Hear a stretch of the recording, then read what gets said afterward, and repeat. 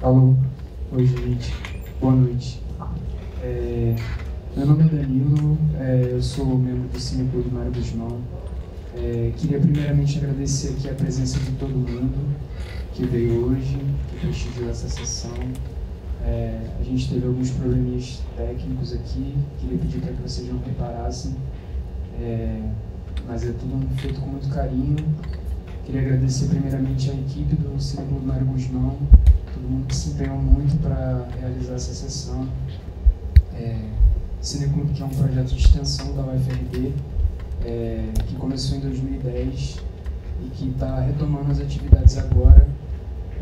Já temos alguns projetos antes desse e agora a gente está com esse projeto em parceria com o Cine Teatro Cachoeirano, que é o Ocupa Cineclube. Na verdade, Cineclube Ocupa, desculpa. Estou um pouco nervoso, acho que vocês estão percebendo. Então, esse projeto ele pretende trazer filmes contemporâneos brasileiros que tem uma temática periférica e afrodiaspórica, e para rodar por Cachoeira esse ano, mensalmente, porque a gente não teve muita oportunidade de ver muitos desses filmes durante a pandemia.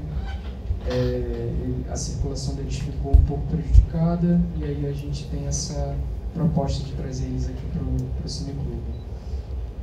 Queria agradecer também Samir e o Cineclube, o Cine Teatro, agradecer a Rádio Web Pititinga, que fez uma parceria com a gente, a UFRB, e principalmente Viviane Ferreira e Melina Bonfim, que vão falar um pouquinho aqui pra gente. Eu não vou me alongar muito, porque a gente tem pouco tempo, aí queria chamar elas aqui, e é isso. Espero que vocês tenham gostado do filme e que vocês gostem do debate agora.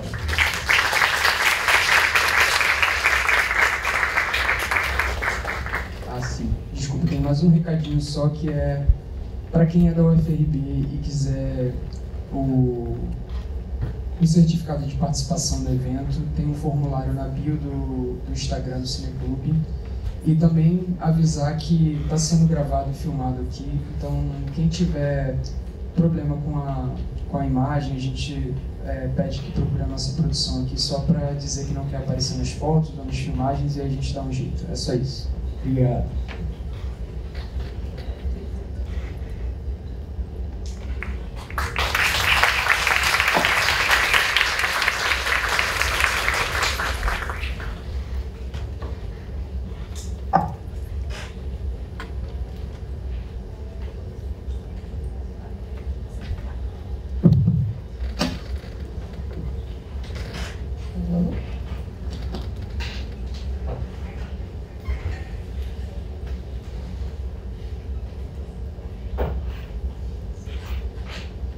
Foi intensa, né? Boa noite, gente. Olá. Boa noite, Vi. Antes de mais nada, agradecer também, começar celebrando e agradecendo essa possibilidade de estar aqui nesse território, de estar aqui nesse Cine Teatro, que é um lugar tão especial. Já passaram muitas pessoas muito importantes por aqui também. Está no Recôncavo. Obrigada de agradecer ao UFRB, ao Cineclube, a Tami. Alô, alô?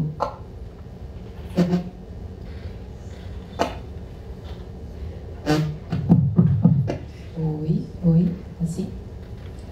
Ao Sami e a toda a equipe do Cineclube que fez tudo isso com muito carinho, né, e faz com que a gente esteja aqui hoje. A professora Cíntia, que está aí há tanto tempo, né, nessa labuta.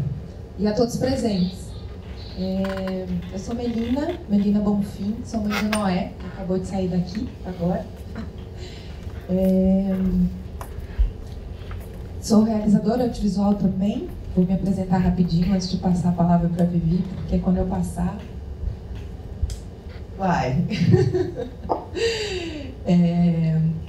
Sou realizadora audiovisual também. Estava me lembrando que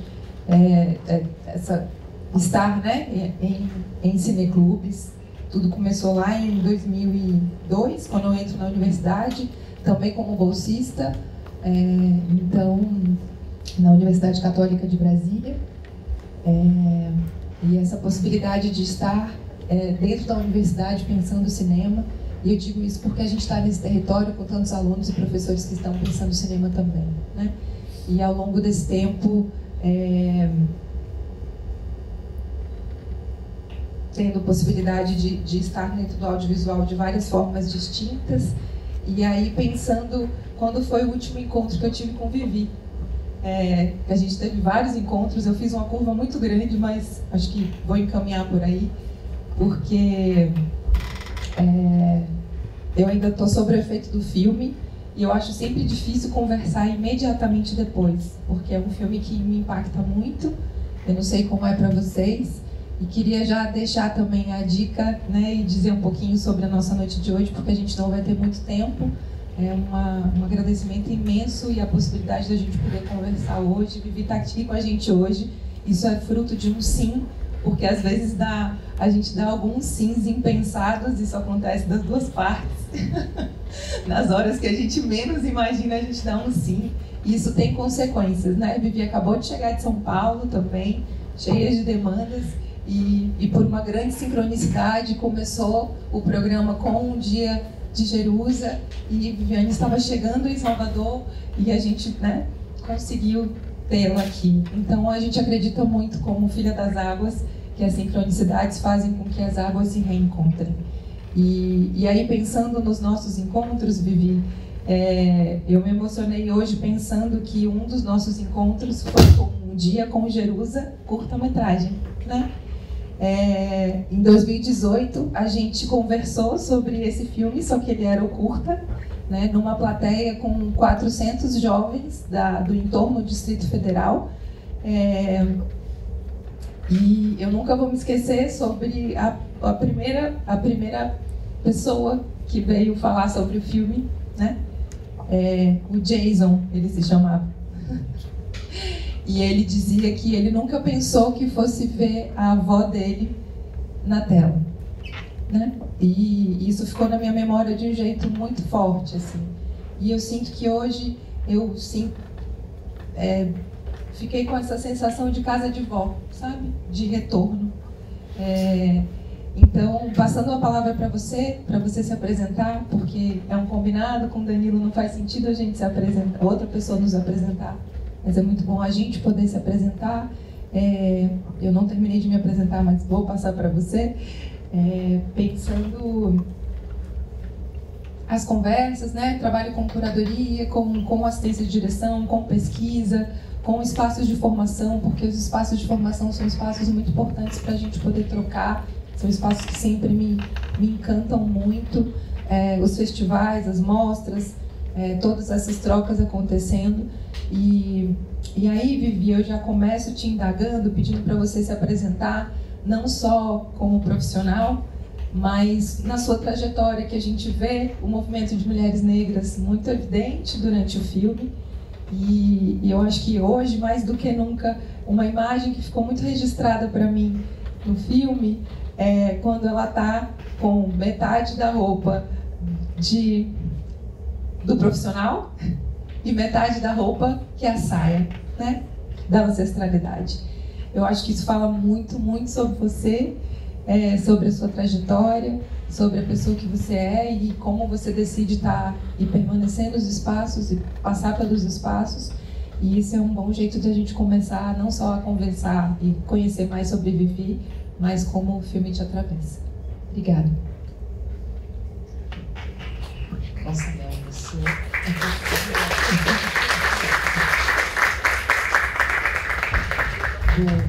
Vou começar dando boa noite, galera, assim, agradecendo demais ao Cineclube Maria Guzmão pelo convite, pela escolha do filme. Dizer que sou fã desse projeto há muito tempo e fiquei aqui hoje vendo o filme e lembrando de tantas outras vezes quando estive aqui. Acho que a última vez eu estava com a Adélia Sampaio, foi uma conversa incrível. Muitos amigos e amigas já passaram por esse projeto, já estiveram na coordenação e na cooperação para que o Cineclube siga existindo. E é importante que o Recôncavo saiba que essas pessoas seguem por aí, mundo afora, fortalecendo, né, o audiovisual nacional em muitas frentes. Então, acho que o que esse projeto faz, né, o que germina aqui nesse solo de Cachoeira tem contribuído para o audiovisual nacional. É importante que a gente reconheça, que a gente se diga, que a gente se lembre disso tantas e tantas vezes, porque por vezes a selvageria do mercado tenta dizer pra gente que o que a gente faz não é importante, não está certo, mas tem o trabalho que é desenvolvido aqui nesse Cineclube desde 2010 frutifica muito, reverbera muito, né, tipo, daqui para fora, daqui para o mundo. Então, por isso meu sim, tem lugares e processos que, por mais que exista, né, o cansaço físico, exaustão mental, assim, a gente precisa seguir dizendo sim, porque dizer sim para a Cachoeira, dizer sim para o Cineclube é seguir dizendo sim para mim mesma, é seguir dizendo sim para o cinema que escolhi fazer, para a forma como escolhi fazer e existir no audiovisual no mundo. Quero aproveitar e fazer Gabriel e Kizzy pagarem mico. Hoje eles são 2 adolescentes de 17 anos, mas eles integram o elenco do filme. Kizzy, levante. Deixa a galera te ver.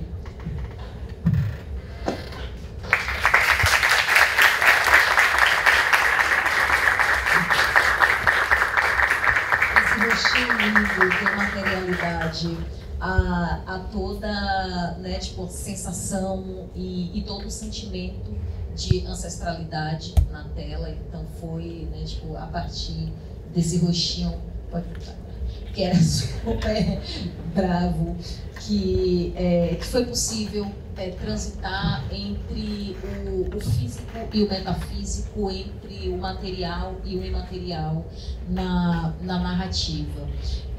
De Gabriel, esse rapaz lindo do Cigarbana,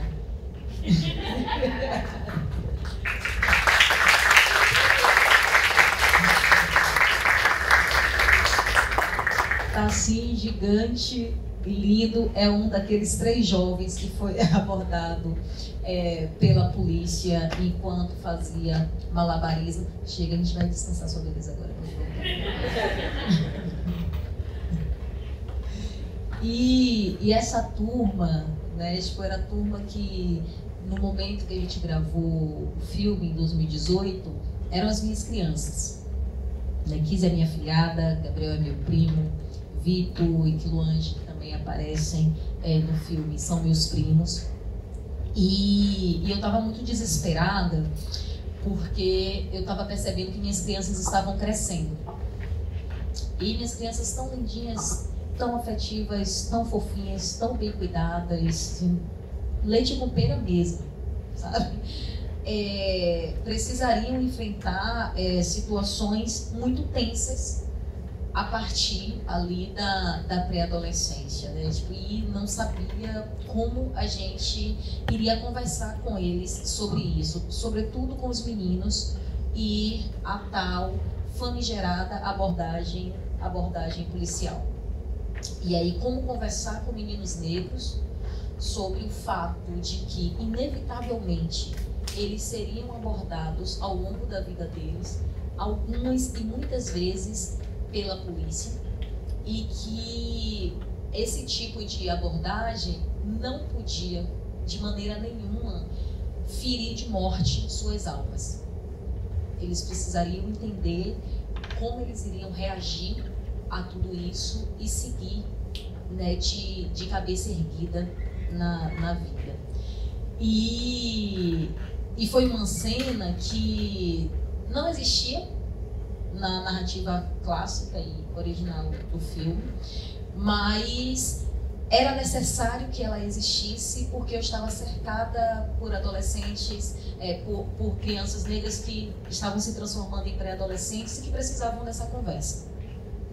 Então, dando essa volta toda, e aquela cena para mim é muito importante, porque eu lembro que a gente parou durante a preparação em uma grande roda, com todo o elenco, com eles, para a gente conversar e debater sobre a questão, para eles entenderem o que era que a gente estava fazendo, a complexidade do que estava fazendo, com o agravante de que Quiluange, ele é filho de uma policial militar. Então, como ele iria... E aí, eles são sobrinhos, né, de policiais militares, e como eles iriam transitar no mundo entendendo que mesmo que tenhamos bons e boas policiais na família, não significa dizer que toda a corporação vai olhar para eles na rua como filho de, ou o sobrinho de. E eles precisariam conseguir se proteger e, na hipótese de serem reconhecidos, proteger os outros que não fossem sobrinho e nem filhos de ninguém. Então, era uma conversa bem complexa para a idade deles, e ter um set à disposição para fazer isso foi uma das coisas mais maravilhosas que eu já vivi na vida. Porque lembro que no início desse ano, a gente estava no Festival de Verão, e aí meus adolescentes são os meus melhores amigos. A gente vai pro reggae junto. A gente estava no Festival de Verão e aquela famosa filinha da polícia veio vindo na direção deles, e a minha preocupação foi: Gabriel, ele não saiu do lugar, ele não arredou o pé, ele não devia nada a ninguém, ele estufou o peito, olhou pra frente e ficou lá curtindo o show. Tava eu, minha mãe, minha prima, minha companheira, e aí a gente vendo a tensão, e aí ficamos desesperadas. Obviamente, ele estava ali, de boa, não devia nada a ninguém. Foi abordado, pediram para ver o celular dele, ele pegou o celular, entregou o celular, desbloqueou e continuou curtindo o show dele. Pediu o RG dele, ele pegou o RG dele, pediu o de Vitor, que estava do lado, eles entregaram o RG, e aí eu fiquei observando e aí entendi. A postura de Vitor e de Gabriel foi exatamente o que a gente ensinou para eles no set. Quando eles eram crianças, a gente estava discutindo aquela cena. E aí é comum, né, passar por situações como essa e não perder a ternura, não abrir mão da dignidade. Ele tinha muita certeza que ele estava ali para curtir o show de Daniela Mercury. E a polícia não tirou ele do objetivo dele de curtir o show de Daniela Mercury. Então, o filme me atravessa porque ele tem muito, de fato, do que eu sou. E eu sou a minha família, sabe? Assim, quando você fala, o filme dá um cantinho, tipo, da casa de vó, porque, de fato, toda a casa de Jerusa é inspirada na casa de minha avó paterna. Minha avó era muito criteriosa, era uma mulher de Oxaliã, muito criteriosa, muito elegante, sabe? Gostava de tudo muito fino, sabe? Gostava de renda, sabe? Era tudo...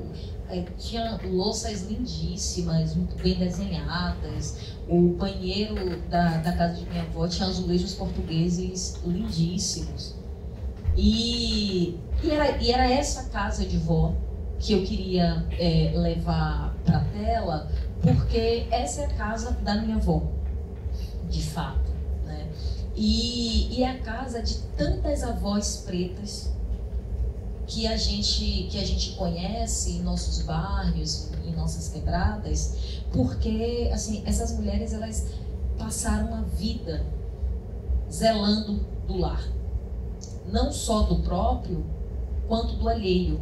Então as casas, elas são de fato organizadas, elas são limpas, sabe? Tudo é muito bem cuidado, as coisas não estão degringolando. Minha avó odiava jeitinho, então as coisas nunca estavam amarradas com tudo. Não, tudo existia na casa de minha avó, existia lugar para tudo. Se ela decidisse que ela iria fazer coleção de tampinha de garrafa, iria existir um potinho muito bonito, organizado, para depositar cada nova tampinha de garrafa que ela encontrasse. Então, o filme tem esse... Eu queria demais conseguir trazer essa sistemática, esse universo sistemático mesmo, e organizado, e pragmático, e milimétrico, e que é a casa de minha avó, e como, a despeito de estar tudo ali, né, plasticamente organizado, né, o que dá a vida era exatamente, né, a vivacidade e o afeto das pessoas, né, que habitavam aquele lar. Então, tipo, cada coisinha tinha uma história. Eu lembro que qualquer coisa que se tocasse na casa de minha avó tinha uma história do porquê os gatinhos de louça, aqueles famosos gatinhos de louça que nossa geração acha brega, mas muita galera tinha em casa, a dupla de gatinhos, sempre tinha uma história. Para cada negocinho tinha uma história. E eu sempre gostei muito de ouvir as histórias das minhas mais velhas. E aí pensar um tanto a questão da roupa, né? Eu me desafiei a refletir sobre o tempo nesse filme. Me desafiei a refletir sobre o tempo e a refletir sobre as diversas temporalidades, né, tipo, coabitando e coexistindo, né, em um mesmo processo. Então, o filme, ele é cheio de aspirar ao mesmo. Ele é cheio, e aí um desses tempos é pensar o tempo do capital, né?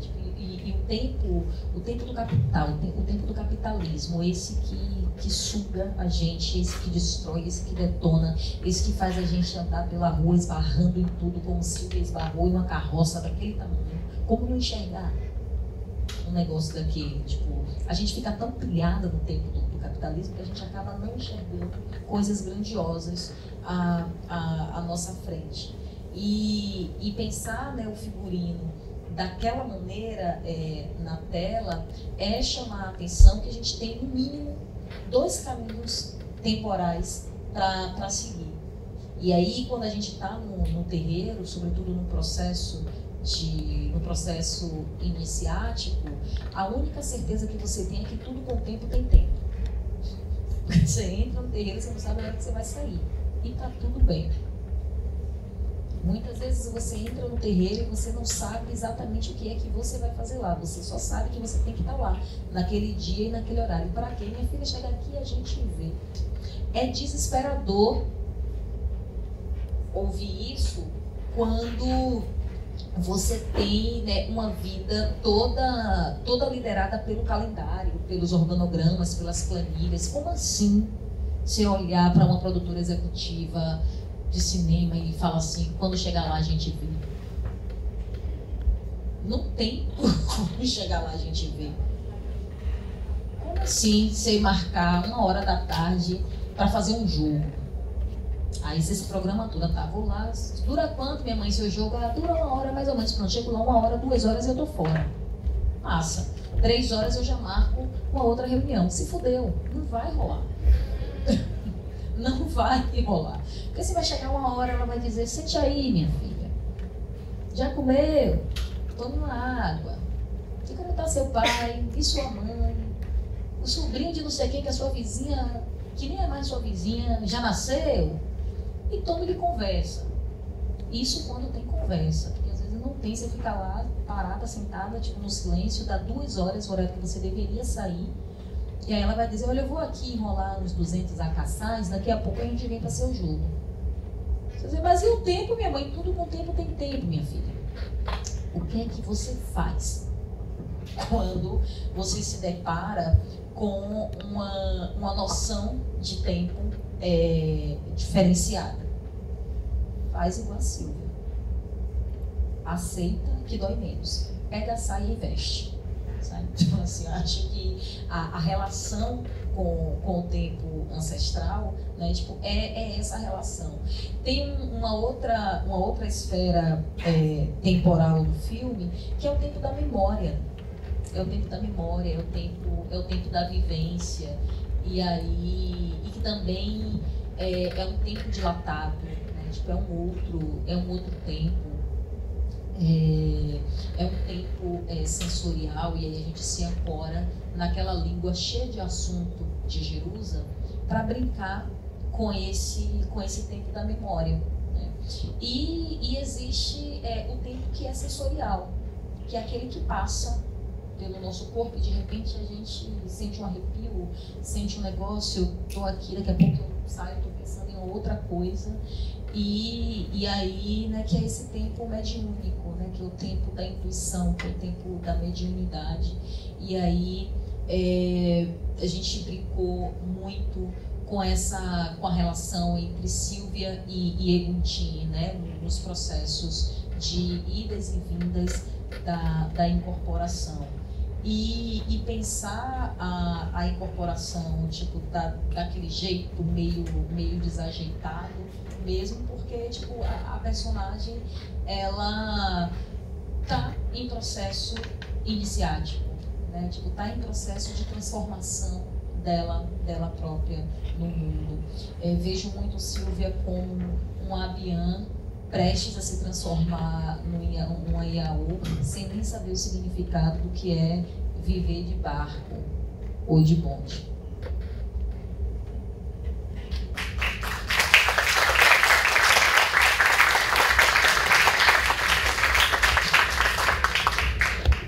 Eu vou fazer outra provocação, obrigada, Vivi.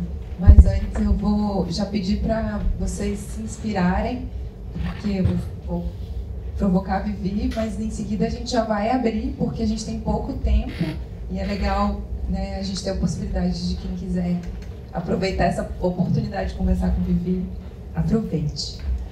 Mas 10 minutos? Tá. A gente tem 10 minutos, é isso? A gente só tem 10 minutos? Ah, tá. São 5 para as 9. Mas eu provoquei pensando a apresentação, Vivi. E aí eu acho que, né, voltando, porque você trouxe, né, de alguma forma, né, a sua avó, e eu não conhecia essa história, né, essa avó que tem essa face metódica. Mas a gente tem Gustavo aqui, que é irmão de Vivi, que está aqui também. Gu, dê sua presença, vá. Você é um maravilhoso, que é uma pessoa muito especial, que está aqui, né, trabalhando no cinema há muito tempo com a gente também, com Viviane. Uhul!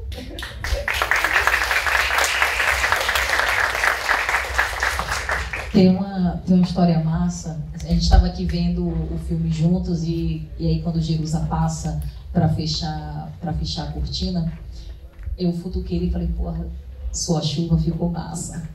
Porque a gente contratou cara de efeitos especiais, gastou um dinheiro desnecessário, pra na hora de gravar o cara chegar e me falar, e não dá pra fazer a chuva que você quer. Eu, tipo, como não dá? Tipo, quero minha chuva, velho. E não é torrencial, tipo, eu quero minha chuva delicada, eu quero minha chuva oxoniana, sabe? Não é qualquer chuva de fato. E o cara dos efeitos especiais não dava conta de me entregar chuva.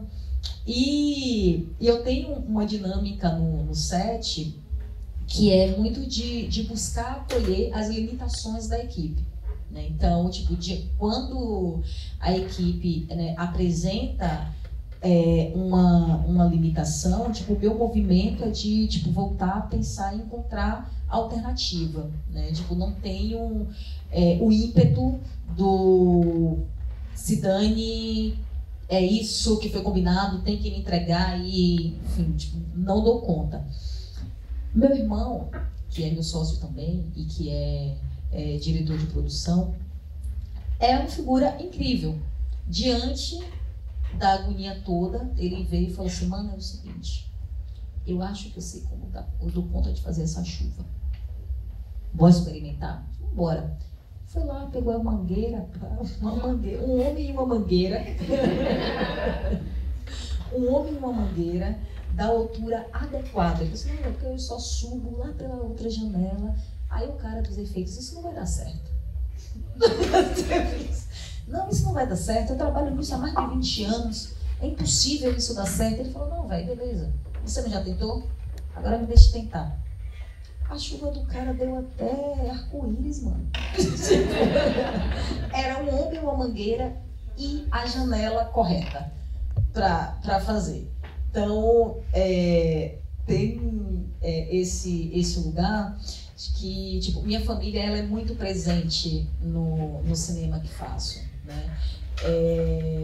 Tipo, minha mãe, por exemplo, vocês têm uma coisa curiosa dos créditos iniciais, que nos créditos iniciais tem lá catering de mãe, né? Valdinel Ferreira, normalmente os filmes trazem o serviço de catering lá no final do último, você nem sabe quem faz, mas tipo, no nosso caso, na Udum, quem faz o rango é sempre minha mãe, porque a gente entende que a comida é afeto. E aí ela precisa ser bem feita, ela precisa ser bem cuidada, ela precisa ser zelada.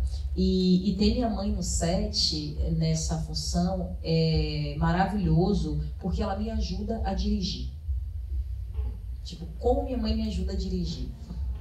Para além da gente pensar as questões estéticas e narrativas do filme, né, tipo, a função de direção nos exige uma gestão e uma gerência de pessoal constante, né? E as pessoas são pessoas, elas são diferentes entre si, elas têm humores diferentes, né? E você fica semanas gravando com as mesmas pessoas, um dia ou outro alguém vai estar de mau humor. Em algum momento alguém vai estar chateado ou chateada por alguma razão. E essa, assim, você pensar, né, tipo, qual é o clima, qual é o humor, qual é a energia que você quer no set que você está conduzindo, é muito importante. E minha mãe acaba sendo uma figura central porque ela faz, tipo, a comida e ela vem pro set. Ela vem pro set para servir e tal, e aí ela vem pro set, ela come junto com a gente, ela conversa com todo mundo e ela entende quem, segundo ela, tá de ovo virado naquele dia. E ela escolhe para almoçar com quem está de ovo virado. E aí ela fica ali conversando na psicologia dela, descobre tipo qual tira um sorriso da pessoa, nananã, e aí já tira qual é a comida predileta, não sei o que. Ela se torna o terror de Bruna, que é a nossa irmã e sócia e é produtora executiva. Porque aí você tem toda uma programação, né, que você dá para minha mãe e fala assim: olha, tal dia o cardápio vai ser esse, o cardápio vai ser aquele. Aí de repente ela chega: olha, amanhã estava programado frango, mas eu vou fazer carré. Você fala: mas estava programado frango? Não, precisa ser carré. E aí por que precisa ser carré? Porque a diretora de fotografia, carioca viciada em carré, estava brava porque tipo, não tinha conseguido dar conta de um movimento específico de câmera naquele dia, então estava insatisfeita com o trabalho dela. Minha mãe descobriu que ela gostava de carré. E aí providenciou. Então, quando ela chegou na hora do almoço, no dia que ela estava insatisfeita com o trabalho, ela se deparou com a comida predileta dela. E ficou feliz. Taurina ainda. Ficou feliz. Muito feliz. Então, assim, fui eu que consegui transformar a energia da minha diretora de fotografia. Foi minha mãe. E aí, quando minha mãe transita no set, né, tipo, com essa atenção, inevitavelmente ela me ajuda a dirigir, porque ela me ajuda a manter a harmonia. Quando meu irmão está no set e independe de qual seja a função que ele está tocando, ele está atento a todos os pontos de tensão, e aí ele vai lá e desata os nós, e Gustavo é de uma descrição, assim, estupenda, assim, e resolve uns problemas cabeludos com uma descrição que quando você fica sabendo, você fala assim, gente, mas Gustavo resolvendo nem parece que era problema, sabe? E aí, tudo isso para falar e responder a provocação de Mel, que eu sigo sendo Viviane Ferreira, a Barbie Preta do Coqueiro Grande, né? Meu paraíso, ali na Estrada Velha do Aeroporto. É o lugar, né? Tipo, é o pedaço de chão que de fato me constitui e que me faz transitar, tipo, no mundo com leveza, com o rosto erguido, sabendo que o mundo me pertence, porque eu sempre terei para onde voltar. Então, acho que essa é a coisa mais importante, né, a dividir com vocês aqui. Do ponto de vista profissional, tenho feito aí uma trajetória no audiovisual. Eu saí de Salvador em 2004 para estudar cinema em São Paulo, e aí não existia o UFRB, senão eu teria saído para vir para Cachoeira, com toda certeza. Aí fui lá para São Paulo, estudei cinema lá, fundamos a Udum Produções, né, que é a produtora que eu e meu irmão somos sócios vai fazer 16 anos. Há 16 anos. Ainda nesse trânsito, né, tipo, pelo mundo, né, fui uma das realizadoras que contribuiu ali com o processo de fundação da APAN, que é a Associação de Profissionais do Audiovisual Negro. Fiquei na condução da presidência da organização de 2016 até 2021, quando passo o bastão para o maravilhoso do divo Rodrigo Antônio, para assumir a presidência da SPCine. Né? Tipo, a SPCine é a empresa pública de fomento ao cinema e audiovisual da cidade de São Paulo. E aí, a partir da SPCine, a gente tem contribuído ali para o fortalecimento das políticas públicas no audiovisual e, sobretudo, das políticas de ações afirmativas, né, no nosso setor. Essa é a parte que a gente precisa, de fato, fazer para que o nosso audiovisual nacional ele tenha cada vez mais a nossa cara. Mas eu me divirto mesmo quando eu estou no set dirigindo.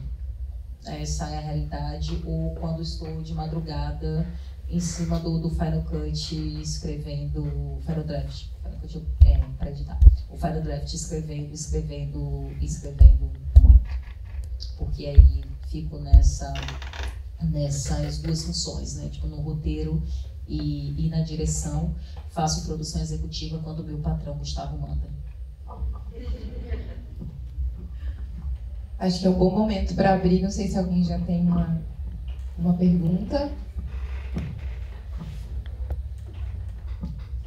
Ótimo. Sim? Não, gente? Tenho.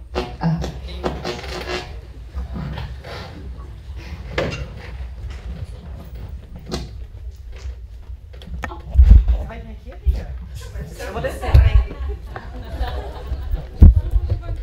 ó.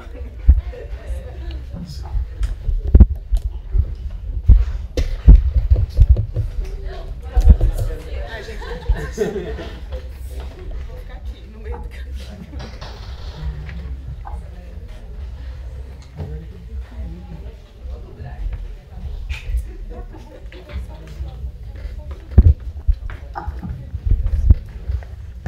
Olá, boa noite. Eu me chamo Adu. Eu sou estudante de museologia do UFRB e também faço parte do Cineclube. Primeiramente, quero parabenizar a Viviane e também Mel por estar aqui nesse encontro maravilhoso. A minha pergunta, Viviane, é sobre uma conversa que eu vi antes, sua, em algum momento, sobre o seu contato com o cinema, o seu acesso, de uma forma presente a partir daquelas sessões que a gente tem na TV aberta, como eu sou dos anos 90, né? Eu tenho mais de 30 anos. E aí isso me perpassa também de uma forma mais forte. Assisti, mano. E aí nessa sua fala você traz esse lugar, né? Que Sessão da Tarde, Tela Quente, Corujão, são esses exemplos que te trazem esse acesso pro cinema. Isso também me aproxima da minha vivência nos anos 90, com a minha família. E aí eu gostaria de saber de você como que esse lugar, ele se encontra hoje no seu fazer de audiovisual, de cinema, como que vindo esse acesso reflete hoje na sua produção e tudo que você pensa através de audiovisual do cinema. É isso. Massa. Obrigada demais pela pergunta. Imagina. De fato, eu sou guria Sessão da Tarde. Tem até uma piada, eu e Everlane, sim, Everlane Moraes, acho que alguns de vocês conhecem. Everlane ficou morando aqui durante a pandemia, né? Já é nativa. E Eva é aquela figura linda, densa, né? Lindamente densa. E a gente troca muito. Eu digo pra Eva, não, para, eu sou café com leite, eu sou Sessão da Tarde. eu gosto de coisa que tenha gosto, sabor e cor de tutti-frutti. Esses negócios densos demais, não. Mas, pra dizer que é isso, assim, tipo, eu acredito muito que a gente precisa decifrar os códigos da comunicação de massa. Porque, assim, a comunicação de massa, ela chega nos nossos. Então, tipo, o cinema que chegou em mim foi um cinema de Sessão da Tarde, de Tela Quente, Corujão, da Madrugada, Supercine, Intercine. Você assistia todas. Assim, e tinha as últimas sessões mesmo da madrugada, assim, que tinha que ser bem baixinho, porque minha mãe já tinha chegado e aí ela ia dormir, e aí ficava reclamando, desliga a televisão, então, tipo, era quase inaudível. Mas foram essas as sessões, essas faixas de programação, tipo, de TV, que me fizeram desejar produzir ou criar imagem, né? Tipo, e foi isso de um jeito muito conectado com as vivências do meu cotidiano. Porque, tipo, lá em casa, crianças sempre tiveram tarefas diárias. Então, assim, durante bastante tempo, até hoje, a função de Gabriel é lavar meu tênis. Tem que ter responsabilidade. Tem que lavar meu tênis. Tem que ter responsabilidade lá na família.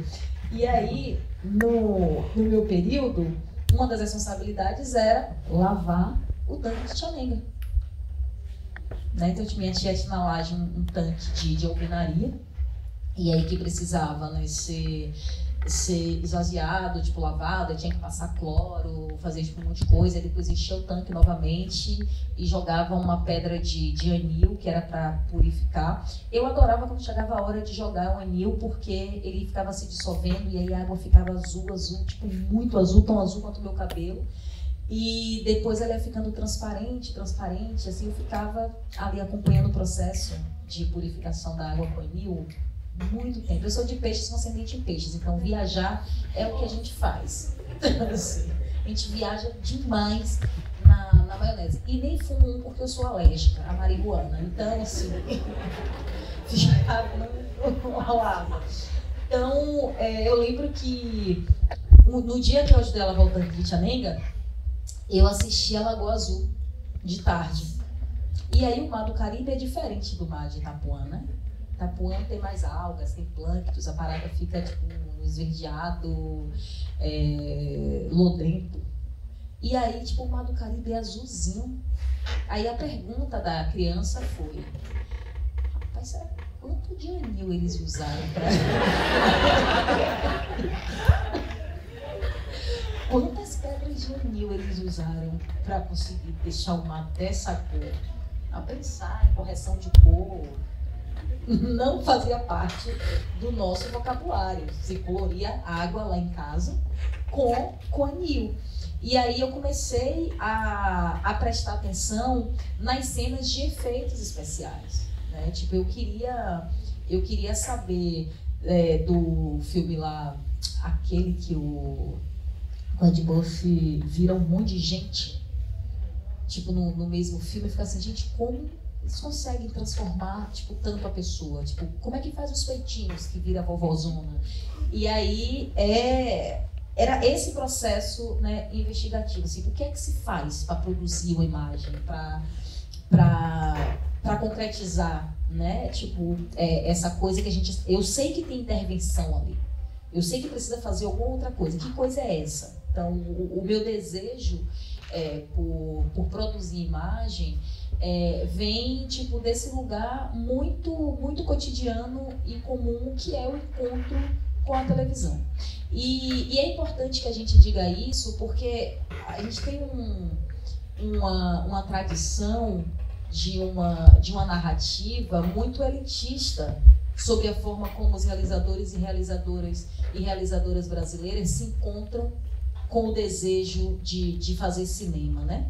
Eu fico pensando, gente, é uma galera que desde 2 anos de idade assistia e entendia Godard. Eu falo, gente, mas é muito menino e menina prodígio, sabe? Em um país tão desigual quanto o Brasil. Então, assim, desejei fazer cinema porque quando eu tinha 5 anos de idade, entrei na sala e fiquei me perguntando qual o significado do cavalo branco de Fellini. Eu não fazia ideia de quem era Fellini quando era criança, sabe? Muito menos o cavalo branco dele, sabe? Tipo, tava, de fato, olhando para as imagens que estavam na TV, porque essas são as imagens acessíveis à maior parte da população brasileira.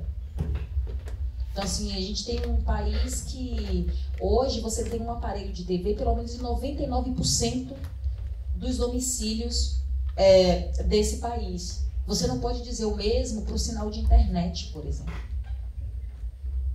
Quem dirá isso para uma sala de cinema?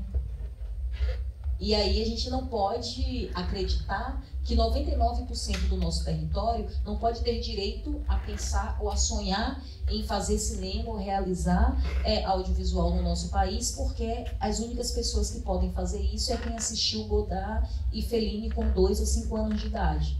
Então, quando entendi que era muito importante vocalizar de que lugar eu fui tocada para desejar fazer cinema, foi porque entendi que um monte de gente se parece comigo. E no final das contas, a gente faz cinema porque a gente quer se comunicar com um monte de gente.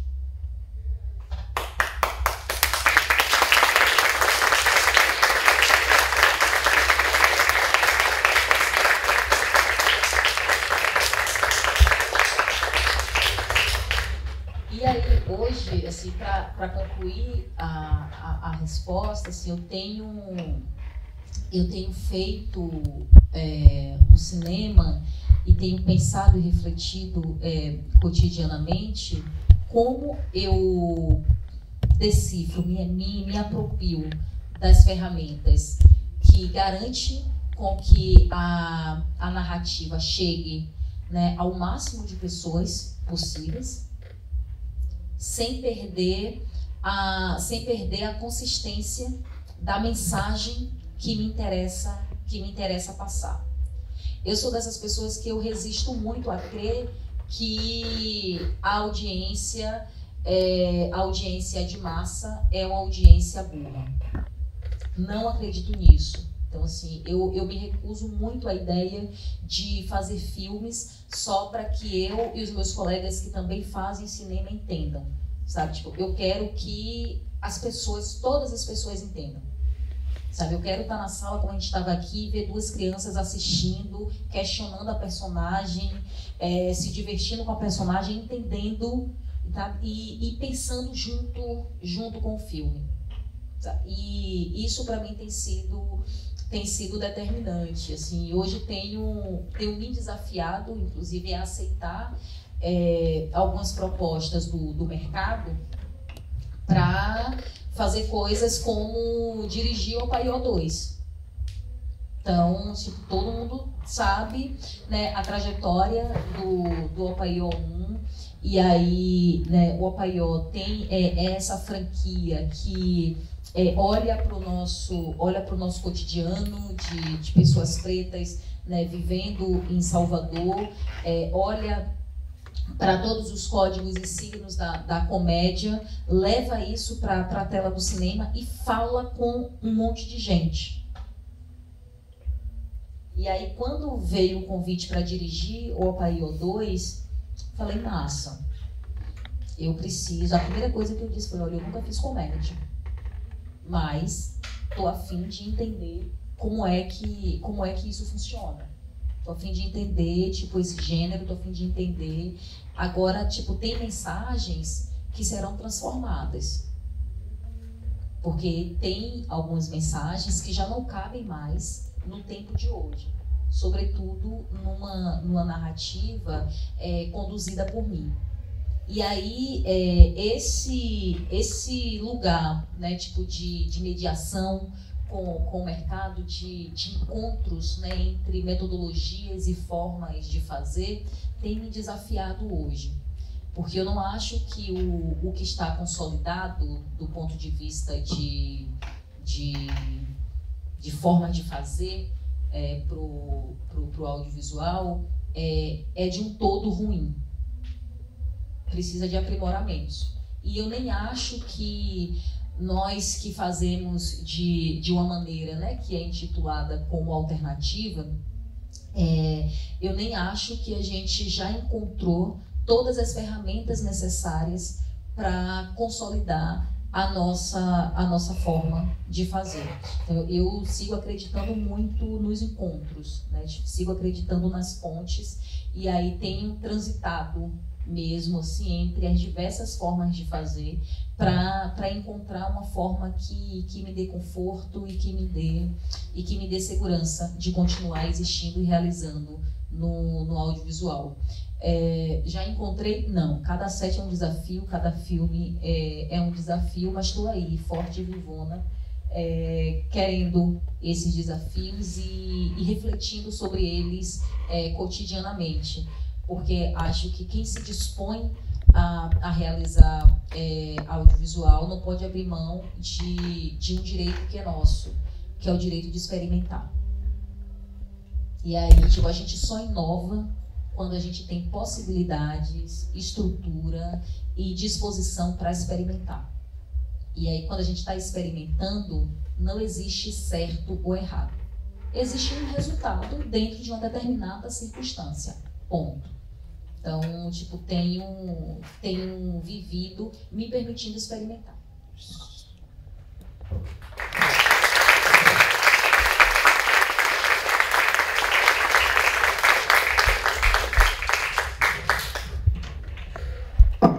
É a tal liberdade tão convocada, né? Por todos nós. Alguém mais tem alguma pergunta? Vontade? Sim. O olho é torcedor do Bahia. Tá assim. Perder, mas ou ganhando. Se a gente perde, comemora. Essa que é a coisa boa de torcer pro Bahia. Tô com você.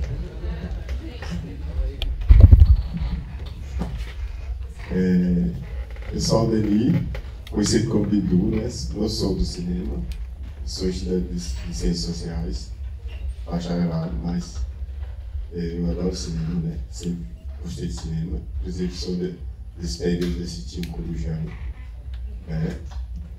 Enfim, o cenário eu conheço, morei muito tempo em São Paulo, né? Agora não é isso, eu queria saber, que eu gostei muito da temática, né? Que envolve a questão de gênero, né? Que é a questão tão debatida hoje, né? Naquela época eu não sei se estava assim, né? O cinema que o filme foi feito. Mas uma questão que chama a atenção é a questão do trabalho, né? O tema forte que você trouxe do trabalho entre as mulheres negras, né? Que é justamente a precarização do trabalho. Gostaria de saber se isso, você debate isso atualmente hoje ainda, você está muito presente em vocês hoje, né? do seu trabalho. Massa, grata pela pergunta também. O filme, a narrativa de Jerusalém tem um tempo, né, de maturação e de presença em nossas vidas que é gigante. O roteiro do curta-metragem, ele foi escrito em 2012. A gente consegue recursos para viabilizar. Ele é de 2011, o roteiro é de 2011. Consegui recursos para viabilizar no final de 2012, porque foram exatamente 2 anos tentando todos os editais possíveis e inimagináveis. A gente consegue rodar o filme em 2013 e lançar o filme em 2014. O roteiro do longa eu escrevo entre 2014 e 2015. Em 2015, a gente ganha o edital de longa afirmativo do governo federal, mas em 2016 veio o golpe, aí fica ali tudo meio parado, tudo meio patinando, vão pagar, não vão pagar, desespero geral. Eles pagam em 2018, e aí foi a eleição fatídica, né, que a gente perdeu lá pro Coiso, e durante a eleição estávamos no set. Assim, foi muito forte gravar no período eleitoral.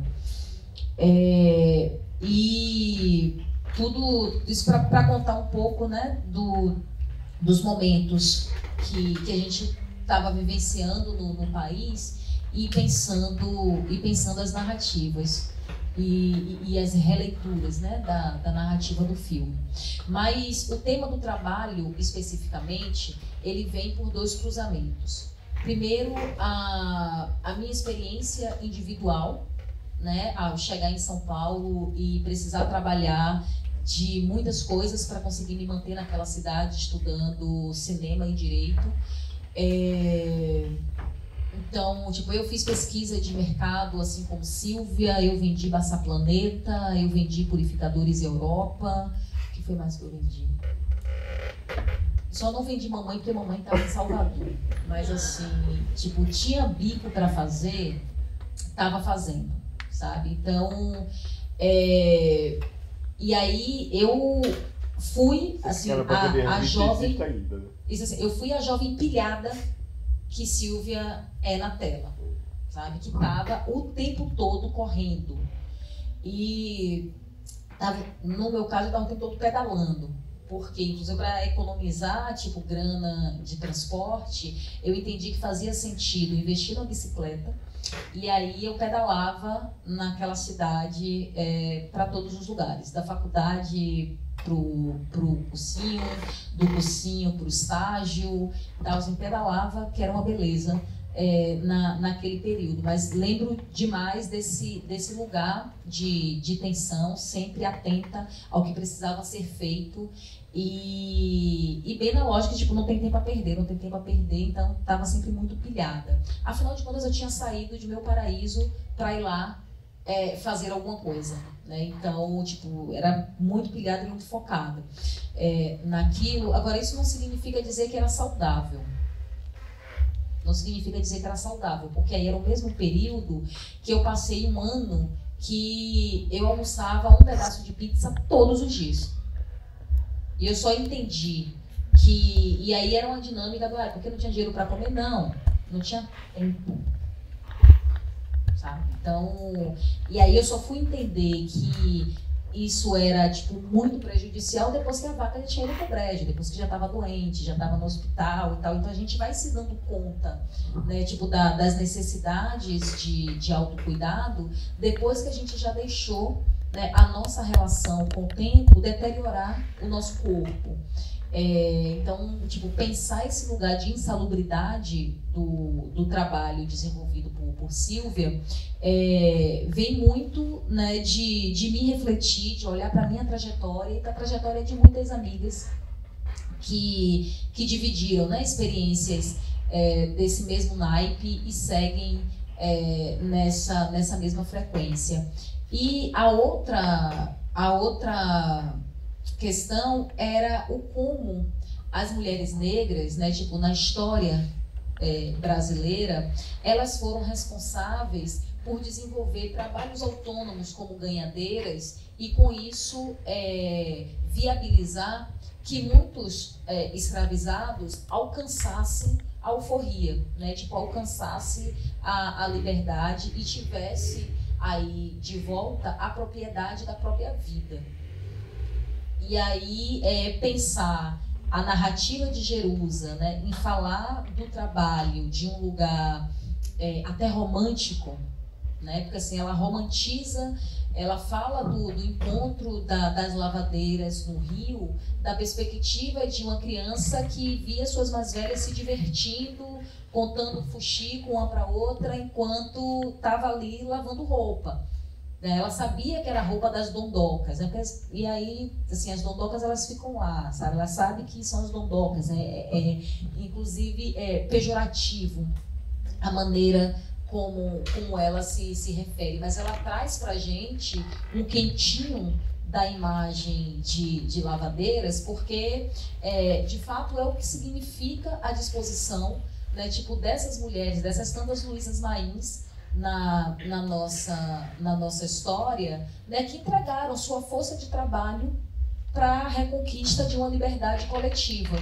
Então, eu queria muito refletir o trabalho no filme, não só da perspectiva insalubre e pesarosa, mas como olhar para o trabalho de um lugar saudável, né, e com um propósito consistente, como tantas de nossas ancestrais olharam e vivenciaram.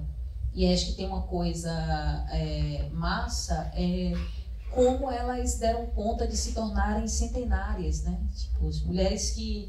E aí, porque elas comiam inhame, elas comiam batata doce, né? Tipo, elas comiam tapioca, elas não comiam pizza. É demasiado São Paulo também, né? Escocado com os italianos. Na beira do rio, né? E isso está em todos os detalhes, né? Tão bonito quando você fala isso, de que é um filme... Eu sinto que é um filme para todas as gerações, de fato, né? A gente tem Lélia Gonzalez, quando a gente vê as revistas ali na banca e todos os detalhes, todos os livros das prateleiras. Todo lugar que é possível, o recado está ali para ser dado, né? Exatamente, até na aula, na música. Aquela é minha tia-avó, por exemplo. Minha tia, eu preciso de uma atriz. Ela diz, eu não sou atriz, minha filha, mas a senhora é professora de história. Ela, isso eu sou, então eu preciso de uma professora de história. Aí, ela foi e fez. Pois é, e tá lá, e tá na trilha, e tá nessas direções, né, Vivi? Assim, não sei, acho que avançando um pouco do horário, você me pediu esse cuidado também, mas eu acho que tem algo que é muito interessante de poder falar também nesse lugar da direção, que é a possibilidade de dirigir a família, né, os pequenos, mas dirigir uma senhora, né? E o tempo de dirigir uma senhora e um tempo de um set que está pensando o próprio tempo, mas que tem velocidades, dinâmicas, que são muito próprias também. Eu acho que vale um pouquinho de conversa sobre como foi tê-la no set. Sim. Primeiro, Lélia Garcia é um presente na vida. Assim, não tenho dúvidas disso. E eu gosto sempre de pontuar. É um dos seres humanos mais generosos que eu conheço. Sim. E não estou falando de generosidade boba, da rasgação de seda, tipo do número, não, assim. Profissionalmente ela é extremamente generosa. A outra coisa, assim, tipo, o encontro com Lélia Garcia me disciplinou profissionalmente. Vê-la trabalhar me fez entender que não dava para trabalhar no daqui a pouco eu vejo. Né? Tipo, precisava chegar com as coisas prontas. E entendi isso quando a gente foi gravar o curta. porque eu abordei Léa Garcia lá na Cinelândia após o encontro de cinema negro Zosmo Bubu em 2010. Aí eu falei pra ela, dona Léa, desculpa, podia falar com a senhora? Claro, menina! Eu vou fazer um filme, eu queria saber se a senhora aceita, se eu quero... Não, mande roteiro pro meu e-mail. No dia seguinte aceita. Vai ser quando? Eu falei, não sei, vou colocar no edital e tal, e aí aviso pra senhora. Em 2011 eu chego no encontro de cinema, me escondendo, né? Não tinha ganhado nenhum edital. Aí, menos espero, alguém bate no meu ombro. E o nosso filme, cadê? A gente vai fazer mesmo ou você é mais uma dessas que diz e nada faz? Desaforada. Desaforada. Falei, não, edital, não sei o quê, não consigo, mas a gente tá aí, tá trabalhando, tá correndo atrás. Aí chega 2012, antes do encontro no encontro de cinema de 2012, a gente ainda não tinha o resultado do edital. Então eu chego no encontro e falo, eu já procuro essa dona Léa. A gente tá aí, viu? Tá trabalhando, vai sair aí um resultado no edital, tomara que dessa vez role. E ela, minha filha, não se preocupe com isso não tensione não. Se a gente não conseguir um edital, a gente se junta e faz. Foi assim com a Deusa Negra. Quando o Olabalogun veio lá da Nigéria para fazer o filme aqui no Brasil, eu, Raquel Trindade, e aí começou a contar o processo da Deusa Negra. Obviamente, o primeiro traço de generosidade dela foi não me deixar esquecer que eu tinha tido coragem de abordá-la e que aquilo implicava numa responsabilidade, que era o de não desistir do meu próprio projeto. Quando ela me viu já, tipo, sem energia, porque eram 2 anos disputando, tipo, todos os editais, ela generosamente, assim, conseguiu me fazer enxergar que existiam outras possibilidades. Que a única possibilidade que não existia era de o filme deixar de existir porque a gente não ganharia um edital. E aí eu lembro que eu voltei para São Paulo muito nessa pira, falei assim, massa, então vamos ver como é que a gente vai aquilombar para fazer o filme acontecer. Tipo, a gente tem Léa Garcia querendo aquilombar, o resto é fácil. Então, e aí a gente ganhou o edital. Quando a gente ganhou o edital, aí eu liguei para ela, falei para ela e fui pro Rio, que era pra gente ter uma primeira conversa. E aí quando eu cheguei nessa primeira conversa, ela me chegou com 3 desenhos diferentes para a construção de personagem. 3 desenhos diferentes. Não, eu posso fazer Jerusa assim, porque aí minha mãe, eu posso fazer Jerusa assim, posso fazer Jerusa assado. E aí eu olhava para aqueles desenhos e a gente começou tomando sorvete, a gente debatendo os três desenhos. E foi a partir do identificar o que eu não queria, que eu consegui construir em diálogo com ela o que eu queria. Né? E aí foi de uma generosidade tremenda, porque ela me ensinou uma maneira respeitosa e digna de você construir com o elenco. Né? Tipo, ela me ensinou o método do teatro experimental do negro de tratar com o elenco. Né? Tipo, no teatro experimental do negro, o elenco é coautor e ponto. Então não tem essa coisa de você chegar no set, eu quero, faço assim, como se você estivesse interagindo com o robô. Você constrói com o seu elenco. Você debate com o seu elenco. Você identifica o que quer e o que não quer em diálogo, na interlocução com o elenco. E quem me trouxe, né, tipo, para esse lugar foi ela. Assim, eu tenho muita dificuldade de acreditar em genialidade. Né? Então, assim, não existiu nenhuma genialidade da minha parte nesse sentido. Existiu escuta, existiu dedicação para elaborar o que eu estava vivendo, né? E interpretar as situações e os encontros que estávamos tendo. E aí, quando eu lembro, porque eu fiquei muito tempo pensando assim, gente, tempo ela demorou para desenvolver essas 3 propostas? Sabendo que, inclusive, e dizendo que, ó, pode até não ser nenhuma das 3, a gente pode ir para uma 4ª, cheia de energia. Aí, assim, e aí fui perguntar para ela, mas e há quanto tempo tudo isso? Não, minha filha, desde que você me entregou o roteiro em 2010, eu leio ele sempre. Leio e releio porque a gente precisa estar o tempo inteiro em contato com a personagem que a gente ama. Então, tipo, não é sobre quando eu vou ter o dinheiro para fazer ou sobre com quem eu estou trabalhando. É sobre eu quero viver essa pessoa. Então, se você nunca tivesse feito o filme, eu teria vivido Jerusa na minha casa e estava tudo bem. Porque a minha profissão é ser atriz. Eu sou atriz na TV, sou atriz no cinema e posso ser atriz lavando louça em casa. Porque é o meu ofício e eu preciso treinar o meu ofício. E aí isso para mim, tipo, me desbloqueou. Assim, hoje, por exemplo, eu escrevo independente de saber quando ou se eu vou fazer aquele filme. Eu escrevo porque ser roteirista é meu ofício. Então, e isso me foi ensinado, né? Isso me foi ensinado na relação com ela. Né? Foi entender que, assim, quando naquela conversa ela faz essa partilha comigo, ela tá me dizendo, né, tipo, viver de arte é trabalhar todos os dias.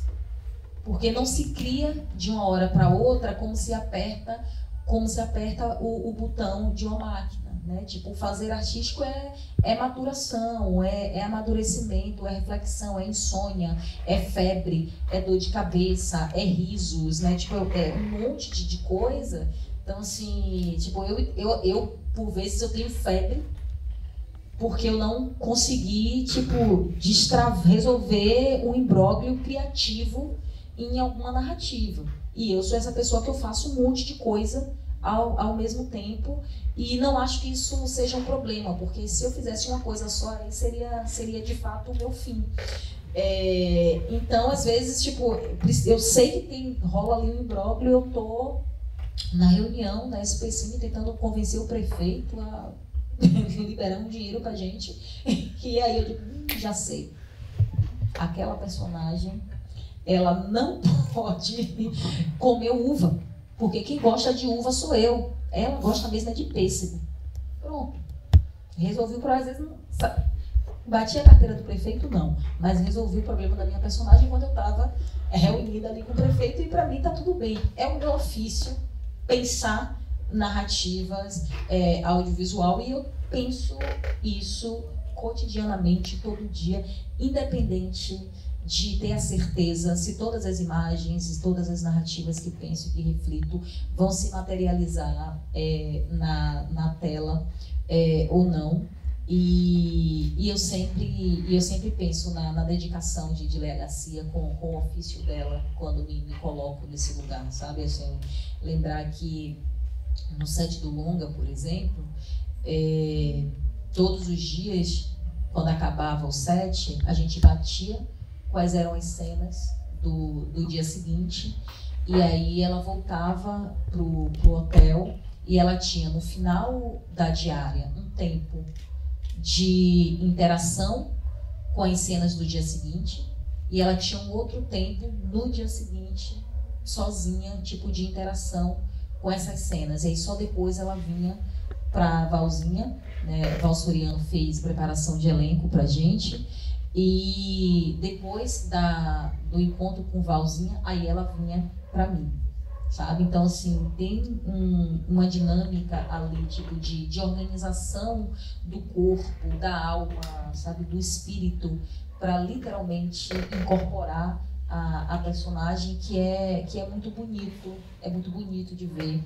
É lindo como Léa Garcia respeita o restante do elenco que está contracenando com ela, né? Porque assim, ela tem noção do tamanho dela, sabe? Ela tem noção do tamanho que ela tem e ela tem noção que o tamanho dela pode inibir o trabalho alheio. Então, ela tem a generosidade de circular no set pedindo colaboração das outras pessoas ao trabalho dela e apontando as fragilidades que são reais. Sabe? Então, assim, ela é essa figura que chama o colega e diz assim, olha, isso aqui para mim é muito difícil. Como é que eu resolvo isso? Pede ajuda e traz as pessoas para perto. Assim, é muito, muito bonito. Tiveram as nossas últimas 4 diárias do filme foram diárias bem sofridas. Foram diárias que eu não quero ter nunca mais na vida em processo nenhum. Porque a gente estourou as diárias assim, muito, mas muito. Então, pensar que a gente já trabalha com jornada de 12 horas. E aí a gente fechou as últimas 4 diárias do filme, sempre estourando até tipo 18, fazendo 18 horas, 19 horas. Então, eu lembro que eu acho que na segunda noite, quando a gente já estava fazendo 15 horas de set, eu chamei meu irmão, chamei Bruna, Lilis, Jamile e falei, não vai rolar. Tudo bem a gente não entregar o filme, mas eu não tenho condições de seguir massacrando a equipe. Não vai rolar. A gente não vai seguir, não vai terminar. E aí eles disseram, não, a gente tá aqui, não sei o quê.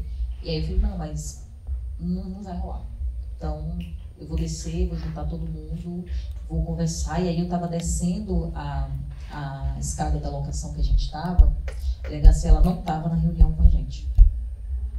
Aí ela subiu, me encontrou no meio da escada e ela falou assim, nem pense em abrir a boca para falar o que você está pensando em falar. Eu não saio daqui enquanto a gente não acabar de gravar esse filme. Eu saí da minha casa, estou longe dos meus cachorros, dos meus gatos, das minhas plantas, não sei quantas semanas para entregar um filme. E a gente vai acabar de fazer o filme. Se eu já fiquei mais de 20 horas gravando com brancos, por que eu não vou fazer isso com você? Se for necessário, a gente vai fazer. E aí tomou a rédea da situação, vamos pessoal, vamos todo mundo, estou em posição. E foi para posição, eu recolhi minha insignificância, voltei para trás do monitor de direção e vamos fazer, né? Vamos fazer e terminar o mais rápido possível, da maneira mais concentrada possível, para sofrer o menos possível. E para mim foi muito sofrido vivenciar essas últimas 4 diárias, porque foi daquela maneira que a gente não tinha dinheiro suficiente para fazer o filme do tamanho do nosso filme. E aí a gente não tinha dinheiro suficiente porque um dos possíveis parceiros, que já tinha se comprometido a entrar no filme, tinha tentado me colocar como refém. Era uma parada, não, a gente entra no filme, precisava de mais 500 mil para fazer o filme. Aí, não, a gente coloca os 500 mil, mas tem uma condição, que você tem que trocar parte do seu elenco. Eu falei, não posso trocar parte do meu elenco porque, né, o filme tem uma identidade curta e tal.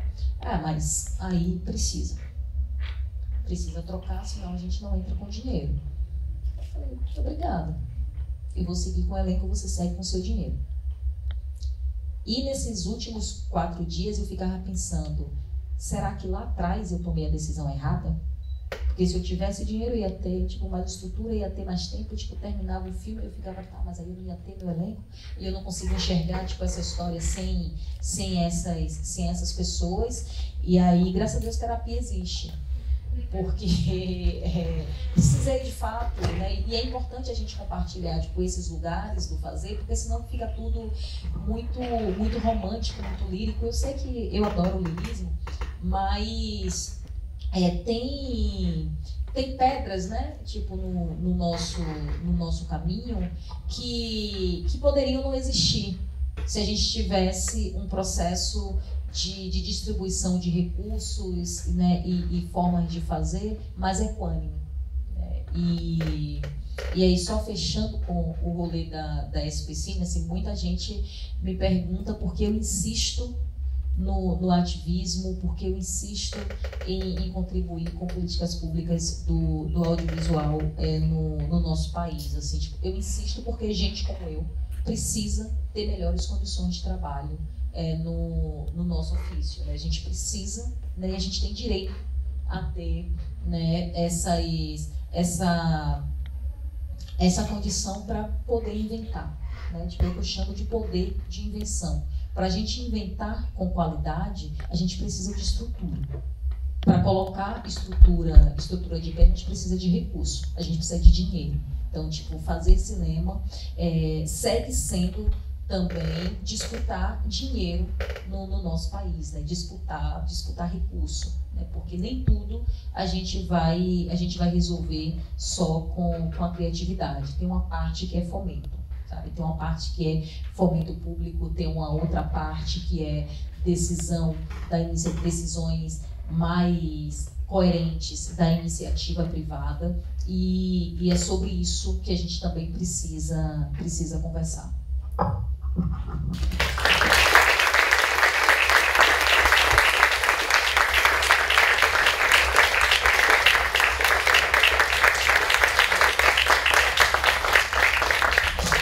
Para que ninguém tenha que passar por aquelas 4 diárias de sofrimento, jamais. Obrigada, muito obrigada, Vivi, compartilhar. É muito lindo ver você começar com uma boa pisciana, mergulhar, e quando eu vejo você já está lá dentro.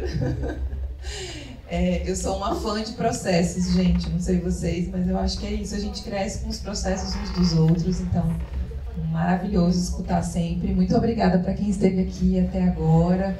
Muito obrigada mais uma vez ao Cine Teatro, ao Sami, ao Cineclube, a todos que se empenharam em cada detalhe para a gente estar aqui, sem fomento, sem grana, né? Sem políticas públicas, mas com muita vontade, com muito coração, com muita verdade. Muito, muito obrigada para cada um, cada uma. Não sei se você quer fechar, Dan, por favor. Venha. Que sorte a nossa, Vivi. Muito obrigada.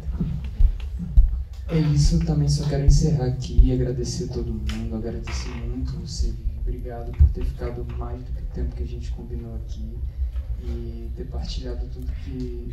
Porque assim, só da galera do Cineclube já tem mais 20 perguntas para você que eu vou mandar pro seu e-mail. Tenho certeza que todo Shirlene mundo... é minha maga. Shirlene, eu já estou em contato com ela. Ela resolve a vida de agenda, de e-mails. Já estou em contato com ela, então vai ser fácil. Vai chegar lá uma renca de perguntas lá no questionário. E é isso, agradecer mesmo, você maravilhosa pela ponte, agradecer a todo mundo que veio, e é isso, vamos continuar fazendo se não tiver dinheiro, vamos continuar fazendo melhor ainda se tiver, e obrigado, gente. Chama nós.